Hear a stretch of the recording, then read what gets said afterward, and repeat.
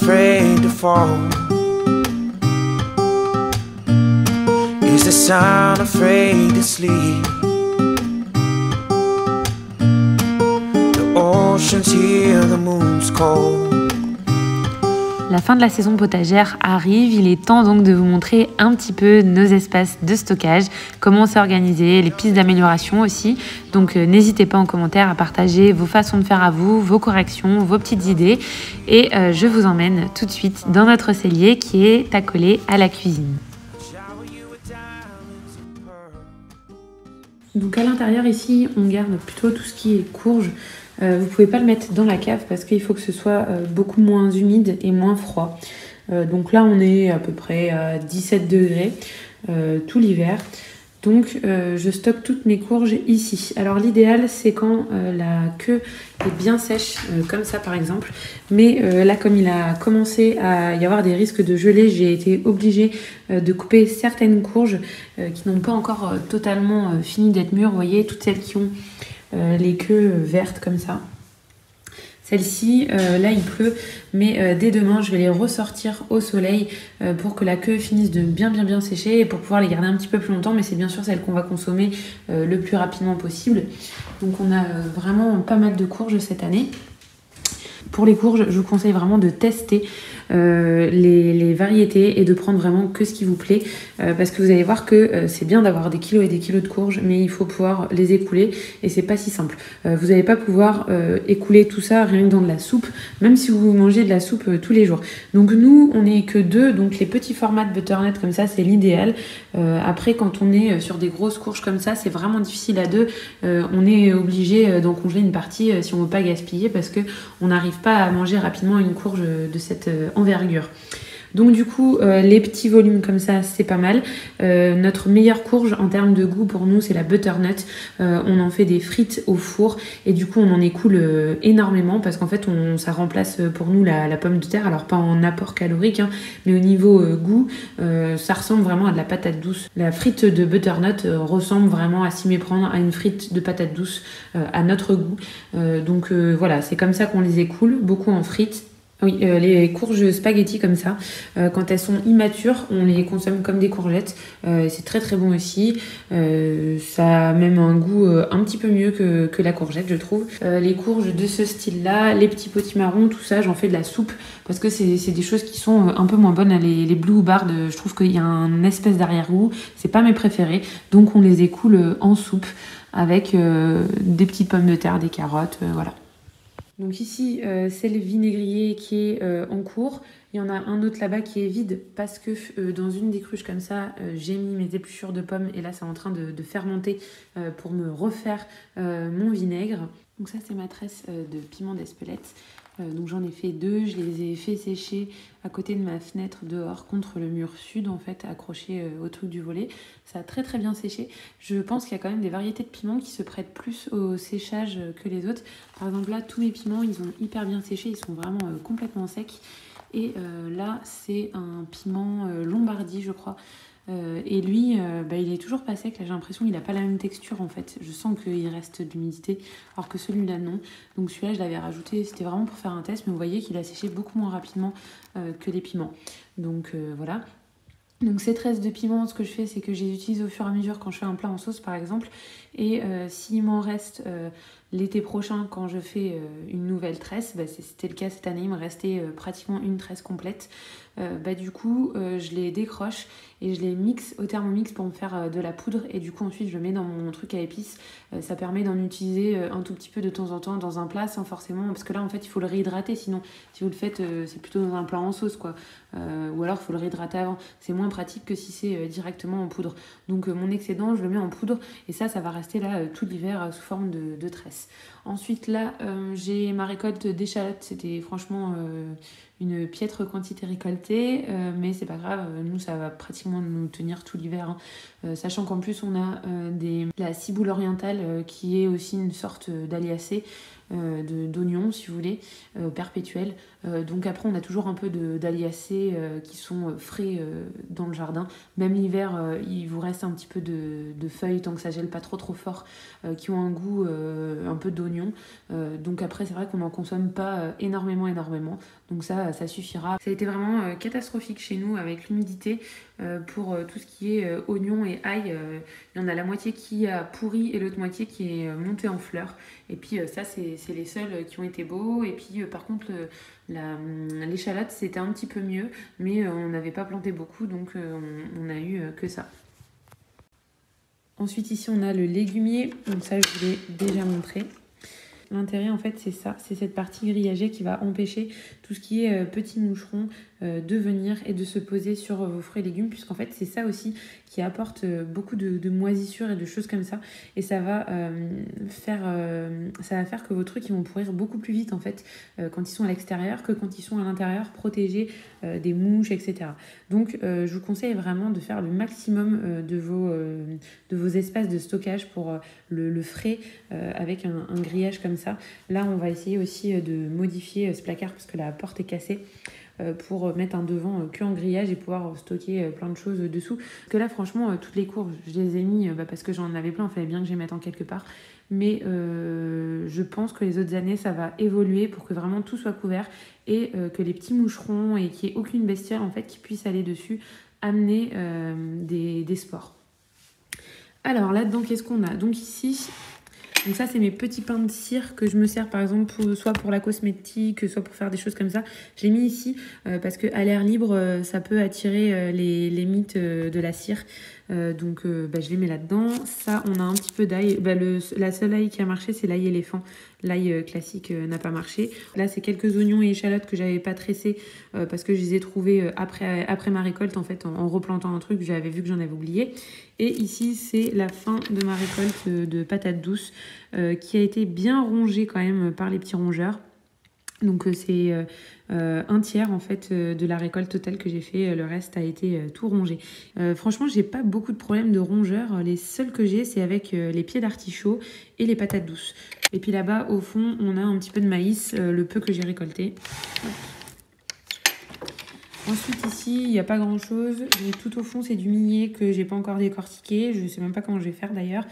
Donc ça c'est les derniers, hein, ça va bientôt être la saison. Là les tomates c'est pareil, c'est les dernières. Je pense qu'il va y en avoir peut-être encore maximum 1 kg. Ensuite là j'ai les pommes.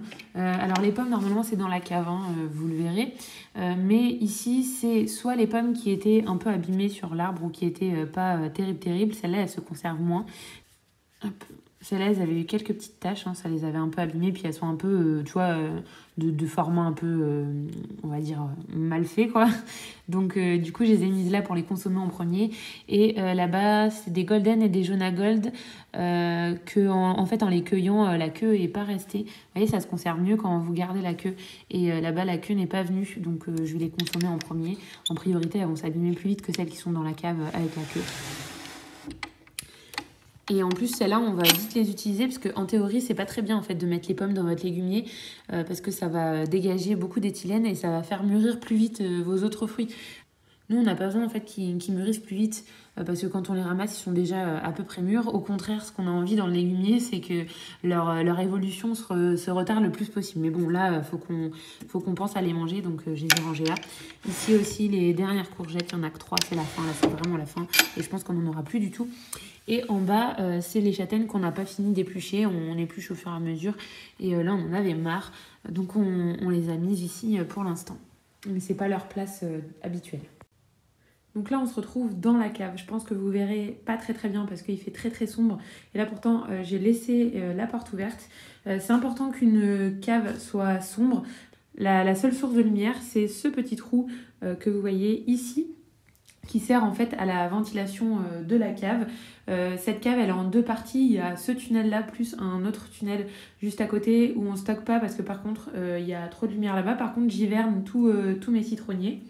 Donc il n'y a que cette partie de la cave où on fait le stockage de nourriture. Donc je vais vous montrer un petit peu comment s'organiser, sachant que il y a plein d'améliorations à faire, hein. On pourrait rajouter encore des étagères sur le haut parce que là déjà on n'est pas en pleine production, je veux dire on a des jeunes arbres fruitiers donc on n'a pas beaucoup de pommes.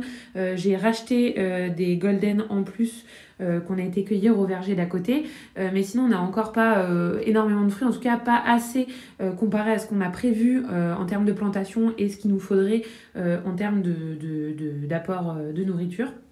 Donc là, il faut vous dire que même s'il y a l'air d'avoir beaucoup de choses, c'est encore insuffisant. Donc c'est vraiment pour que vous preniez conscience de la place qu'il faut. Donc là, on peut encore rajouter sur les côtés des étagères et au milieu, il y a quand même vachement de place. On peut imaginer une sorte de grand chariot allongé où on peut encore rajouter des choses. Donc ici, c'est très frais, ça n'y gèle pas. Donc en hiver, en gros, c'est entre 2 degrés et maxi 10 degrés. Et en été, par contre, ça peut monter un petit peu plus chaud. Je crois le maximum en pleine canicule, ça devait être 18 degrés. Et sinon, un été classique, c'est à peu près 15 degrés. Donc on y stocke toutes nos conserves, donc ça c'est tout ce qui est sauce tomate. Ici on a les tomates pelées entières, après on a des mélanges tomates, courgettes, poivrons. Après il y a les haricots. Donc tout ça c'est pratiquement que cette année. J'essaye de faire le vide quand même au maximum pour qu'il reste le moins possible de conserves de l'année d'avant. Les seules choses qui devaient nous rester, il me semble, c'était peut-être voilà. Il y a quelques pots de sauce tomate de 2019. L'année dernière, je crois que j'en ai pas fait de la sauce tomate, mais il y a que 2 ou 3 pots de 2019. Et après, pareil pour la soupe, elle est de 2020. Sinon, vraiment, tout le reste, c'est pratiquement que de cette année. J'essaye vraiment d'avoir un roulement pour pas garder des conserves trop longtemps. En faisant comme ça, on se rend compte aussi qu'il y a des choses qu'on consomme très peu. Par exemple, là, les châtaignes naturelles, il me reste 4 bocaux et j'avais dû en faire genre 6 et elles datent de 2020. Et en fait, je me rends compte que c'est pas du tout un mode de conservation qui nous convient pour la châtaigne, puisqu'on a des châtaignon qui sont déshydratés dans la cuisine, donc on sert préférentiellement de cela. Et au final, les châtaignes comme ça en pot nous ont pris un petit peu de temps à stériliser, en tout cas plus de temps que pour la déshydratation, et on ne les a pas forcément consommés. Donc ça permet de faire un tri. Il faut vraiment que vous stockiez que ce que vous consommez, sinon ça n'a vraiment aucun intérêt. Là par exemple, j'ai fait pas mal de bocaux de ratatouille et un petit peu d'haricots, parce que ça par contre on le consomme et il en restait plus du tout. Donc dans mon carnet que je vous montrerai aussi dans quelques temps, j'ai noté en fait à chaque fois qu'il me manquait quelque chose, surtout en fin d'hiver, je notais tiens aujourd'hui j'aurais bien voulu manger un bocal de ratatouille par exemple et il n'y en avait pas. Et comme ça me permet d'ajuster à peu près le nombre de bocaux qu'il nous faut, sachant qu'on n'a toujours pas bien identifié nos besoins. Chaque année en fait il y a besoin d'une mise à jour. Donc on a quelques carottes, petits pois, pas énormément parce que les carottes, il y en a encore en terre et puis on les a mangées au fur et à mesure. Et là, la blanquette de veau, c'est les seuls trucs qui ne sont pas de notre production. Ça, c'est de la viande qu'on a achetée. Et par contre, tout ce qu'il y a dedans, carottes, sauge, ça par contre, ça vient du jardin. Et ça me permet aussi de mettre en bocaux quelques carottes, en plus des carottes au naturel. Ensuite, ici c'est notre petit stock d'huile d'olive. C'est des bidons de 3 litres. Et je commande ça sur Greenwiz. Avant on le prenait à Biocop, mais en fait l'huile d'olive et le sucre qu'on prend à Biocop sont très très chers. Et ils sont beaucoup moins chers sur Greenwiz, donc on fait une grosse commande. Là, la dernière commande que j'ai faite, j'ai pris 25 kg de sucre par exemple. Donc on commande en gros en une fois, mais ça revient vraiment beaucoup moins cher. Donc là, vous voyez le pourcentage d'hygrométrie de la cave, il est à 85%, pratiquement 90%, sachant que là, il n'a pas plu pendant un petit moment. Donc ça peut être un petit peu plus. Et il fait 13 degrés, comme vous pouvez le voir. Donc du coup, tout ça, c'est plutôt ce qui est salé. Ensuite, de l'autre côté, on a tout ce qui va être sucré. Donc là, dans les sucrés, en termes de compote et de fruits au sirop, on n'a pas grand-chose. On a pêche, poire et pommes. Après, tout ça et un petit peu de rhubarbe. Après, ça va vraiment évoluer avec ce qu'on va produire sur le terrain. Pour l'instant, on est très productif en pêche. Mais le reste, voilà, il faut le temps quand même que les arbres poussent. Ensuite, ici, on a tout le miel. Donc en haut, j'ai le peu de miel que j'ai eu cette année, plus le miel de mon grand-père et de mon oncle. Mais ici, c'est le miel de l'apiculteur qui a posé ses ruches chez nous. Et chaque année, il nous donne donc 9 pots du coup, donc je les mets là. Et pour l'instant, ça suffit à notre consommation. Et là, il y a un petit peu de confiture. Pareil, les confitures, c'est pas la peine d'en faire des tonnes.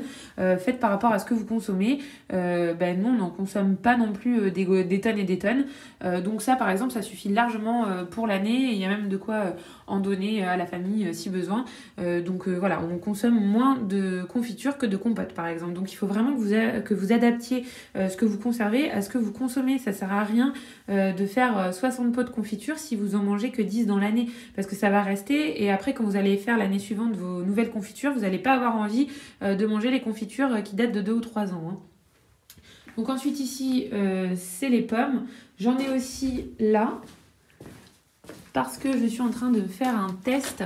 Je sais plus dans quel bouquin, je crois que c'est le bouquin de Terre Vivante. Il disait que pour conserver les pommes, on peut les mettre sur des fleurs de sureau séchées. Donc au printemps, j'ai ramassé plein de fleurs de sureau, je les ai faites sécher et là je les ai posées sur la clé et j'ai mis les pommes dessus. Et apparemment, quand on garde les pommes sur les fleurs de sureau séchées, ça leur donne un petit goût exotique, un petit peu d'ananas. Donc on va tester et si ça marche, je vous le dirai et vous le saurez dans un vlog sûrement prochain si ça marche ou pas. Ensuite ici on a des pommes de terre, donc ça peut accueillir 50 kg de pommes de terre. Comme il y a eu beaucoup d'humidité et que certaines patates avaient le feuillage atteint par le mildiou, j'ai pas mis tous les œufs dans le même panier. Je voulais pas non plus que les 50 kg soient là, tous entassés les uns sur les autres et qu'on puisse pas voir s'il y avait un souci dans la pile au milieu en fait. Donc je l'ai pas rempli complètement, mais j'en ai mis d'autres là. Voilà, qui attendent sagement. Et on prend en priorité dans ces bacs-là, puisque il y a plusieurs épaisseurs. Mais visiblement, là, ça fait 2 mois qu'on les a rentrés. Il n'y a pas eu de souci de moisissure. Donc là, en tout, on avait récolté 103 kg de pommes de terre. Et on en a déjà mangé beaucoup parce qu'on commence à les manger sur le pied. Hein, je vous ai expliqué, j'en prends toujours quelques-unes au pied. Donc on avait commencé peut-être en mai-juin à manger les premières patates primeurs. Et donc là, je sais pas combien il reste exactement. Visuellement, je dirais qu'il reste peut-être 60 kg ou peut-être un peu plus, 70, je sais pas. Donc voilà, pour les pommes de terre. L'année dernière, j'en avais pas eu assez, mais j'avais fait un petit peu moins. Et cette année, je vous dirai si j'en ai assez pour tenir l'année, mais je ne suis pas sûre. Juste à côté du stockage pommes et patates. Donc ça, c'est des anciennes armoires à vin, sauf que nous, on ne consomme pas du tout de vin. Donc en fait, je m'en sers pour le sirop. Mais vous voyez que on n'en a pas des masses, donc c'est loin d'être rempli. Il nous reste aussi le vinaigre qui est en train d'être fait à l'intérieur, je vous montrerai tout à l'heure. Donc il y aura aussi quelques étagères qui seront dédiées au vinaigre. Plus tard, on va faire plus de sirop, c'est sûr. Peut-être même des jus de pommes, etc. Donc il y aura tout ça qui sera, je pense, rempli à terme. Par contre, ce côté, ça fait vraiment trop. Donc je pense qu'on va faire, c'est qu'on va essayer de mettre des sortes de clés là. Alors soit on va couper les barres de fer du milieu, je sais pas, pour pouvoir avoir encore d'autres rangements ici pour tout ce qui est par exemple pommes de terre, carottes et pommes. Donc ici je voulais vous montrer d'un peu loin à quoi ça ressemble. Donc là la cave elle a un accès sur l'extérieur qui est vraiment pas loin du jardin, donc tout ce qu'on a à rentrer va pouvoir rentrer de l'extérieur directement dans la cave, et la cave a aussi un accès qui va directement au cœur de la maison via ces marches et qui donne juste derrière la cuisine dans la partie que je vous montrerai tout à l'heure qui est notre cellier. Donc en fait on peut passer de la cuisine à la cave et de la cave au jardin et inversement du jardin à la cave et de la cave à la cuisine. Donc je trouve que c'était assez ingénieux d'avoir fait ça pour ceux qui ont construit la maison, puisque c'est très pratique de ne pas avoir à sortir dehors pour prendre ce dont on a besoin quand on est en train de cuisiner, et c'est plutôt pratique de ne pas avoir à traverser toute la maison quand on est avec les kilos de pommes de terre, surtout que les pommes de terre, il y a souvent un petit peu de terre dessus, donc ça peut être un peu salissant, donc ça facilite un petit peu la manutention. Alors sur ces marches, on a posé pas mal de petites cuves comme ça. Donc je voulais pas trop de plastique. À la base, c'est des bidons pour contenir la peinture. Ils sont solides, je trouve, ils rouillent pas, alors que pourtant, vous avez vu, il y a quand même une humidité ambiante qui est assez élevée. Et là-dedans, je vais mettre le sec. Donc il n'y a aucun problème d'humidité qui rentre. D'ailleurs, j'étais assez surprise. Donc là, par exemple, c'est de la farine dans celui-là. C'est des bidons qui doivent faire 30 litres, je crois, ou 40, je sais plus. Donc vous pouvez en mettre quand même pas mal. Après, on y stocke aussi tout ce qui va être produits ménagers. Ça, c'est la lessive en poudre. Donc là, j'ai mélangé du bicarbonate, des copeaux de savon de Marseille et du percarbonate, un petit peu de cristaux de soude. Donc c'est déjà tout prêt. Donc là-dedans, c'est du bicarbonate. Donc je fais une grosse commande sur internet, ça s'appelle la droguerie Jarry. Et je prends en gros. Et là, en fait, la commande, j'avais dû la faire il y a 2 ans, je crois, ou l'année dernière. Donc c'est pour dire que ça dure longtemps. Donc je prends un sac de 25 kg, c'est du bicarbonate de qualité alimentaire. Pourquoi ? Parce que si vous le prenez par exemple à Biocop, le bicarbonate ménager, il est très cher. Je ne sais plus combien il est, le petit sachet de 1 kg, mais il est déjà assez cher. Et ça, c'est du bicarbonate ménager. Donc ça veut dire que la qualité, elle est moins pure, elle est moins bien. Vous ne pouvez pas trop l'utiliser pour l'alimentaire. Moi, je me sers de l'alimentaire, parce qu'avec l'alimentaire, je peux tout faire. Sur la droguerie Jarry, il est vraiment pas cher, les 25 kilos, je sais plus combien je l'avais payé, je vous mettrai à l'écran, mais en gros, c'était énormément moins cher que le bicarbonate ménager, alors qu'il est de qualité supérieure. Donc avec le bicarbonate alimentaire, je m'en sers pour faire la levure dans les gâteaux, je m'en sers pour le ménager, c'est-à-dire faire tous les éviers, les machins, pour frotter à chaque fois qu'il y a besoin un petit peu d'abrasivité, et en plus c'est antibactérien, le bicarbonate, donc je m'en sers cuisine, salle de bain, voilà, on s'en sert pour plein de choses. Je m'en étais aussi servi pour faire le dentifrice. Donc normalement le dentifrice c'est de la qualité pharmaceutique, c'est-à-dire que c'est encore plus fin. Donc ce que je fais c'est que je le pulvérise au Thermomix. C'est la même différence que entre les grains de sucre et le sucre glace. Vous voyez, c'est pas pareil. Il y en a un où c'est des espèces de mini carrés anguleux et un autre où c'est vraiment de la poudre. Et ben là c'est pareil.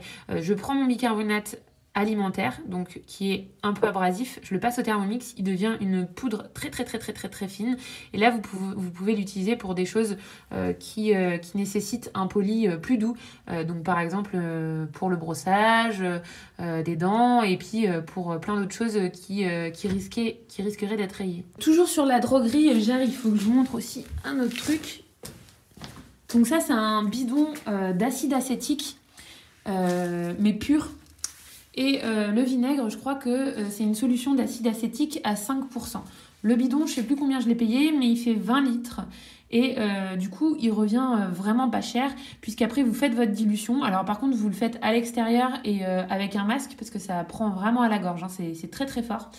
Et le vinaigre blanc, c'est de l'acide acétique en fait, c'est la même chose. Donc avec ce bidon, je peux faire des litres et des litres et des litres de vinaigre blanc. On s'en sert pour les toilettes et pour la cuisine. Et du coup, avec ce bidon, vraiment, vous en avez pour 4-5 ans facile, voire plus, de nettoyage. Donc j'ai préféré prendre ça parce que je suis pas capable en fait de faire mon vinaigre blanc. Je sais même pas si c'est faisable de le faire maison, je pense pas. Je pense que c'est un procédé un peu industriel. Donc pour moi c'est la façon la plus simple et la plus économique, et puis surtout vous pouvez le stocker dans un petit bidon comme ça, alors que si vous aviez dû stocker vos litres et vos litres de vinaigre blanc déjà à la bonne dilution, ça vous prendrait beaucoup plus de place. Vous pouvez aussi vous servir en fait des cendres à la place du bicarbonate quand vous devez frotter un truc qui est bien incrusté. Eh ben, ça a un pouvoir abrasif la cendre. Par exemple, quand vous nettoyez la vitre de votre cheminée, c'est pareil, vous pouvez utiliser la cendre. Donc j'en ai toujours un petit peu là-dedans, mais en fin de compte, ça sert surtout pour les poules, pour leur mettre dans leur bac. Là, on a les vinaigriers. J'en ai 2 plus grands, mais ils sont à la maison parce que là, ils sont en train de faire du vinaigre. Donc voilà, ça, j'avais pris ça pour l'huile, mais je ne sais pas comment le nettoyer à l'intérieur. C'est difficile d'accès. C'était en haut dans le grenier, donc j'avais bien nettoyé, mais pour l'instant, je n'en fais rien du tout. Ici, on a une grosse jarre, c'est pour saler la viande. Donc pour l'instant, elle est vide, hein, je l'avais prise sur le Bon Coin en prévision, mais comme pour l'instant, les moutons, on n'a pas encore eu de petits mâles qu'on ne veut pas, donc du coup, la jarre est vide. Donc dans celui-là, c'est une petite soupière dans laquelle je mets mes pommes de terre pour l'année prochaine. C'est les toutes petites pommes de terre qui étaient pas très intéressantes pour être consommées. Je les ai mis là-dedans et je les ai roulées dans la cendre pour qu'il y ait moins de problèmes, au cas où, toujours pareil hein, pour le mildiou. Là par contre, dans les petits tubercules, je crois qu'il y en a qui ont quand même chopé le mildiou, mais avec la cendre, ça se répand pas aux autres, donc il faudrait que je le trie. Mais ça, c'est pour la future semence de pommes de terre de l'année prochaine. Donc là, dans la partie de la cave qui est éclairée par 2 vasistas, qu'on laisse aussi ouvert pour l'aération, pour assurer une bonne hygrométrie pour la conservation de tout ce qui est pommes de terre et pommes. On a dans cette partie éclairée ça qui est accroché au mur. Et ça, mon grand-père, il s'en servait pour suspendre le gibier, pour pouvoir dépecer les chevreuils. Donc il les suspendait là et du coup on l'a gardé. Et nous on s'en sert pour suspendre les poulets. Et on avait aussi suspendu le mouton il y a 3 ans quand on les avait fait. Et pour l'instant on n'a pas eu à le refaire avec notre propre production de moutons. Donc là, ça c'est un peson dynamométrique, c'est pratique pour peser. Alors par contre pour les poulets, ça marche pas vraiment parce qu'il n'est pas assez précis. Mais par contre pour tout ce qui est mouton, là où c'est un poids un petit peu plus gros, la mesure est un petit peu plus précise. Donc ça, je vous l'ai mis là juste pour vous montrer.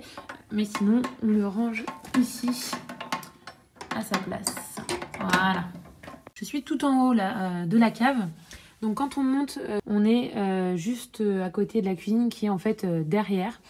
Et dans cette partie-là, qui n'est pas encore bien aménagée, hein, puisqu'on on n'a pas encore fini les travaux, ça sera un petit peu plus propre après.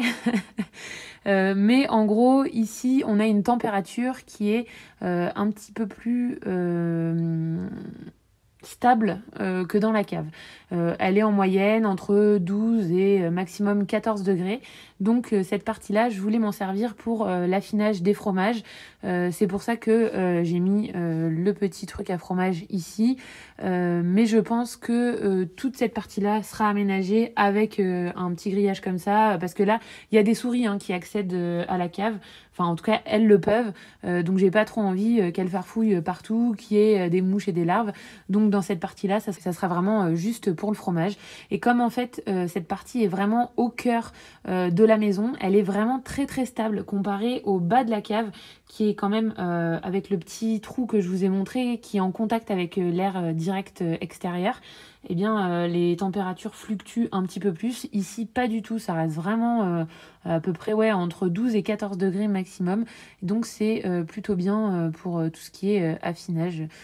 Au niveau du fromage, c'est à peu près la température qu'il faut, quoi. 12 degrés, c'est bien. Donc voilà, alors c'est aussi une occasion pour moi en fait de vous montrer que les maisons, les anciennes maisons autonomes entre guillemets, elles étaient vraiment conçues de façon beaucoup plus logique que maintenant, avec différentes pièces qui vont avoir différentes températures pour la conservation de chaque truc. C'est important d'avoir une cave avec une entrée qui va dehors et une entrée qui va directement au cœur de la maison. Je trouve que tout ça c'est des choses qui sont bien, quoi. Donc j'aurais peut-être pas forcément pensé, si j'avais construit ma maison, à faire directement comme ça, quoi. Donc si vraiment vous voulez avoir une maison comme ça qui a un petit peu différentes pièces de stockage qui sont bien pensées, pensez à faire une cave qui est sous votre maison mais qui a accès au cœur de votre maison et à la fois à l'extérieur, qui a 2 entrées, quoi. Et peut-être différents endroits dans la cave, un qui est un peu plus frais mais éclairé, un qui est frais mais sombre, et un qui est plus stable en termes de variation de température. Je pense qu'il faut un petit peu de tout, et qu'à l'époque ils avaient très bien compris comment gérer tout ça, alors que maintenant j'ai l'impression qu'on oublie un petit peu ça. Par exemple là, ma cave était un petit peu humide, et c'est parce que j'avais fait mettre 2 vasistas extérieurs pour que le froid ne rentre pas, et en fait en faisant ça, je me suis rendu compte que l'humidité a augmenté, tout simplement parce qu'il n'y avait pas une bonne ventilation. En fait j'ai voulu modifier un truc qui était là depuis 300 ans et qui fonctionnait, parce que je pensais que ils n'avaient pas pensé à mettre un vasistas, quoi.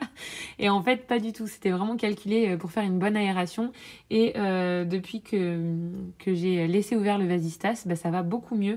L'hygrométrie est stable à 90% environ, à plus ou moins 5%. Alors ensuite, là on est dans la cuisine. Donc ça c'est le gros stock du sec. Principalement des trucs achetés ici par contre. Tout ce que je vous ai montré là-bas, c'était des trucs récoltés. Là par contre, c'est des choses achetées qu'on achète toujours en gros. On va très rarement faire les courses. Donc quand on va à Biocop, c'est genre, là je crois la dernière fois qu'on y a été, c'était au mois d'août. Donc août, septembre, octobre, ça va faire 2 mois et demi. Et du coup, on fait le stock et ensuite on le remplit. Donc ici on a le sucre, donc ça par contre c'est pas Biocop, c'est la commande en gros dont je vais, ou je vous ai déjà parlé dans la vidéo. Ça c'est le riz, vous voyez qu'on a consommé quand même pas mal de riz quand même en 3 mois. Il nous reste ça, et puis ça devait être à peu près par là. Le riz, la farine, donc la farine ça c'est pas Biocop, c'est un moulin pas loin. Les lentilles, la semoule et les flocons d'avoine. et les flocons d'avoine qui sont juste derrière. Alors pourquoi on les met dans des gros pots hermétiques? Il faut faire attention en fait avec le sec, il y a 2 prédateurs possibles. Les souris, donc c'est-à-dire que tout ce que vous allez mettre en sac en papier, les souris elles peuvent y aller. Alors si vous avez des maisons neuves, il y a normalement pas trop de problèmes, mais nous en fait on a une maison très très ancienne, il y a beaucoup de trous, hein, les planchers c'est du vieux bois, etc. Donc il y a beaucoup d'espace pour qu'une souris puisse rentrer. Donc dès qu'il va y avoir des endroits où il y a de la nourriture qui n'est pas sécurisée, ça va attirer les souris. Donc il faut que tout soit fermé. Et le seul truc qui ronge pas trop, c'est le verre. Faites attention avec le plastique. Si c'est un plastique fin, elles sont capables de le ronger. Et le deuxième souci que vous pouvez avoir sur le sec comme ça, c'est les insectes. Donc il va y avoir notamment les mites et les charançons. Ici vous voyez, il y a un joint. Hop. Et ce joint fait que du coup c'est hermétique et il n'y a aucun insecte qui peut ni rentrer ni sortir.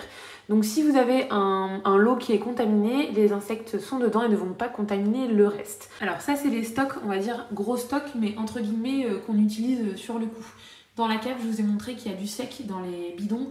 Il y a du sec comme de la farine par exemple, qui est en plus grande quantité, mais c'est un stock dans lequel on va piocher, ça peut être dans 2 ou 3 mois. Donc c'est un truc qui va rester là-bas et qu'on n'a pas besoin. Pourquoi je l'ai mis là-bas? Parce qu'en fait les mites par exemple, leur cycle se développe très rapidement à partir de 20 degrés. Dans la cave où il fait entre 5 et maximum 15 degrés, leur cycle va être ralenti. Donc même si jamais il y a des mites dedans, elles vont pas beaucoup se développer. Si vous avez une infestation de mites, vous pouvez congeler. Il faut que ce soit un congélateur qui descend en dessous de -20, sinon ça ne suffit pas. Ça va faire éclater les œufs et ensuite vous filtrez. Alors c'est dommage de gaspiller la nourriture. Il y a des gens, des fois ça les dégoûte de voir une mite dans leur riz ou une mite dans leurs lentilles. Alors sachez que je pense que si vous voyez où est posé le riz et les lentilles avant qu'il arrive chez vous, avant qu'il arrive dans le magasin, ça vous dégoûterait beaucoup moins parce que il y a bien pire qu'une pauvre petite mite dans votre alimentation. Pour ce qui est du riz ou des lentilles, il suffit ensuite de les rincer si ça vous arrive. Bien entendu, le mieux c'est de ne pas en avoir, mais moi ça m'est arrivé sur un lot de farine, là le meunier, c'est très très souvent qu'il en a, donc déjà dès que je reçois la farine, je la tamise et ensuite hop, ça descend à la cave et normalement là vous avez plus trop de problèmes. Sinon, si vos trucs sont mal rangés, s'ils sont entreposés dans des contenants qui ne sont pas hermétiques, à la chaleur et que vous faites pas attention, vous pouvez être complètement infesté et c'est très très difficile quand vous en avez partout de vous en débarrasser. Alors si vraiment vous êtes très très très infesté, moi quand j'étais dans mon petit studio, j'avais eu le cas et du coup j'avais pris toutes mes huiles essentielles et j'avais fait le test. En fait je prenais les larves et autour je faisais un petit cercle d'huile essentielle. Donc il y avait certaines huiles essentielles qui étaient conseillées sur internet. Effectivement la larve ne pouvait pas traverser le cercle, mais par contre ça ne tuait pas la larve, il ne lui arrivait rien. Donc du coup si vous en mettez pas vraiment partout sur vos contenants, en fait la larve elle peut y aller. Et il y a une seule huile essentielle qui les a rendues folles en fait. Les larves se mettaient à se tortiller dans tous les sens et puis elles mouraient quelques secondes après. C'est l'huile essentielle de Niaouli. Donc si vous avez une grosse infestation de mites, je vous conseille l'huile essentielle de Niaouli. Moi j'en avais foutu dans tous mes placards quelques gouttes et je peux vous dire qu'après j'en ai plus jamais retrouvé quand j'étais en appart. Donc ici j'ai le sec mais dans des bocaux un peu moins gros, ça c'est des 3 litres de chez Le Parfait il me semble, alors que les gros contenants c'était du 6 litres de chez Nisbet. Nisbet c'est un site internet qui vend plein d'emballages, des choses comme ça et j'avais pris chez eux un jour où il y avait une promo justement sur ces contenants et je les avais payés vraiment pas cher. Alors à chaque fois qu'il y a les étoiles c'est des choses que j'ai achetées et quand il n'y a pas d'étoiles c'est de la production maison. Donc j'ai planté des amandiers très tardifs parce que dans notre région c'est pas vraiment une région méditerranéenne hein, mais du coup j'en ai 2 des amandiers donc j'espère un jour que je n'aurai plus acheté d'amandes mais pour l'instant on achète encore des amandes. Là les haricots rouges, vous voyez ça date de 2019 donc depuis 2019 j'ai pas acheté d'haricots rouges puisque j'en cultive et en plus on en mange pas tellement donc du coup je pense en cultiver qu'une année sur 2 quoi. L'année prochaine j'en referai pas parce que là j'en ai trop et qu'on les a même pas finis. Pois chiches c'est pareil, j'ai pas encore essayé de les cultiver d'ailleurs, faut que j'essaye l'année prochaine mais je crois que ça marchera pas très très bien chez nous. Il fait pas assez chaud, Mais ça, c'est encore des choses qu'on achète. Là-bas, c'est les haricots secs. Vous savez, c'est une abonnée qui m'a dit qu'on pouvait faire sécher des haricots au déshydrateur. J'ai essayé, vous avez vu tous les haricots qu'il y a là-dedans. Il doit y avoir je sais pas combien, peut-être 2 kilos d'haricots. Et c'est devenu tout petit rikiki. Et du coup, ça permet d'avoir plein d'haricots en bocaux comme ça. Moins pénible que la stérilisation. Et ça prend beaucoup moins de place. Ici, on a tout ce qui est champignons. Donc, on a cèpes, girolles et il n'y a plus de chanterelles, mais il y avait des chanterelles aussi à un moment. Et donc, tout ça, c'est cette année. Cette année, j'ai pas ramassé de cèpes. Et il nous reste ceux de l'année dernière, heureusement. Donc ça, c'est super, je trouve. Ça prend beaucoup moins de place parce que franchement, juste ça, en bocaux stérilisés, ça aurait pris une place incroyable. Franchement, les champignons, ça prend beaucoup de place. Ensuite, ça, c'est le gros sel parce que c'est pareil, il vous faut un bon stock de sel pour saler vos plats, mais aussi pour les saumures quand vous faites vos bocaux de stérilisation et pour la lactofermentation. Ensuite, le chocolat, c'est un des trucs où je peux pas m'en passer. C'est mon petit plaisir. Et voilà, à peu près. Ici, c'est encore du sec, mais en petite quantité. Donc là, par exemple, on a du lupin. Donc ça, c'est aussi... Donc ça, c'est du lupin production de chez nous. Là, c'est presque que des productions de chez nous. Donc du lupin, c'est une légumineuse. Hein. Derrière, là-bas, c'est des lentilles. Ça, par contre, ça vient de chez moi acheter.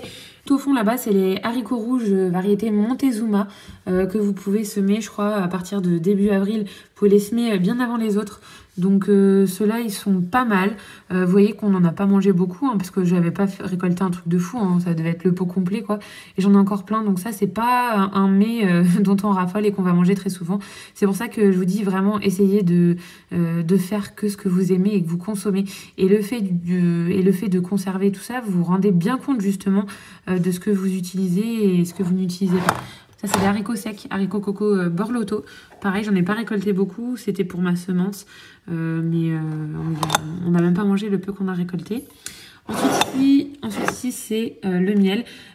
Donc ça, c'est le miel que mon grand-père a fait avec les 2 ruches que, je sais pas si vous vous souvenez, pendant le confinement, je lui avais peint 2 ruches parce qu'il avait pris aussi envie d'abeilles en voyant les miennes. Et du coup, là, il a fait 30 kilos cette année. Alors, il était trop content, il m'a donné des pots. Et ça, c'est le miel de l'apiculteur qui pose ses ruches dans notre forêt. Et puis moi, j'ai déjà consommé celui qu'on a récolté dans ma ruche parce que, comme je vous avais dit, j'avais récolté que dalle. Ça, c'est des pépites grillées de tournesol de chez nous. Ça, c'est des graines de pavot. Ne les sous-estimez pas parce que dans mon tableau sur le calcul des calories, 500 grammes de graines de pavot, c'est énorme au niveau calorique. C'est bourré de lipides. Et en fait, moi, je me rends compte que dans mes récoltes, je suis très très défaillante en lipides. J'en ai pas beaucoup. Surtout cette année où j'ai pratiquement pas ramassé, j'ai pas ramassé ni noix ni noisettes. Vous voyez, le peu de noisettes qui me reste, ça c'est celle de l'année dernière. Cette année, j'en ai pas trouvé.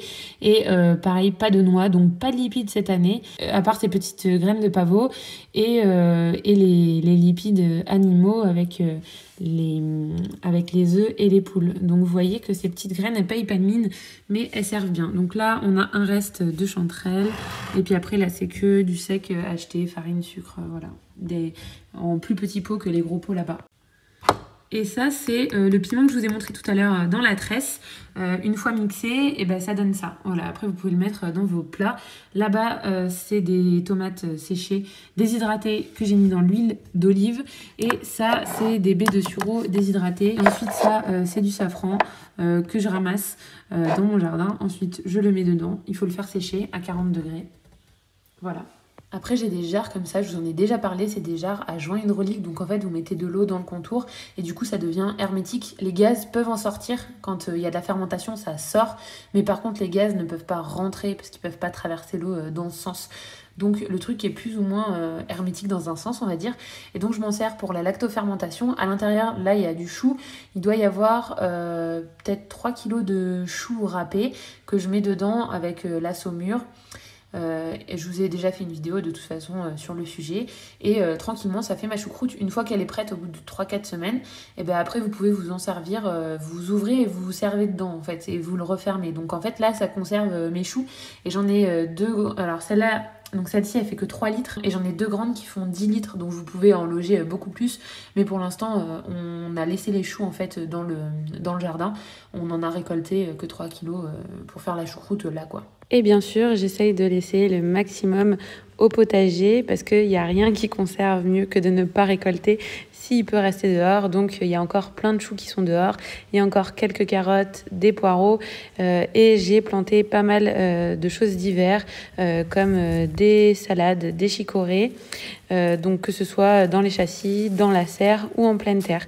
Donc pour moi, essayer d'avoir le maximum en frais, c'est quand même beaucoup plus pratique que de devoir faire des conserves. Mais malheureusement, pour l'instant, c'est encore indispensable de conserver ces récoltes d'été, surtout si on veut garder un certain plaisir gustatif. Voilà, c'est tout pour cette vidéo. Je sais qu'elle est très très longue, mais j'ai vraiment voulu vous donner toutes les infos que j'avais et vous partager le peu qu'on a fait pour que vous puissiez soit rebondir et donner d'autres conseils, soit corriger, soit vous en inspirer. Voilà, bye bye!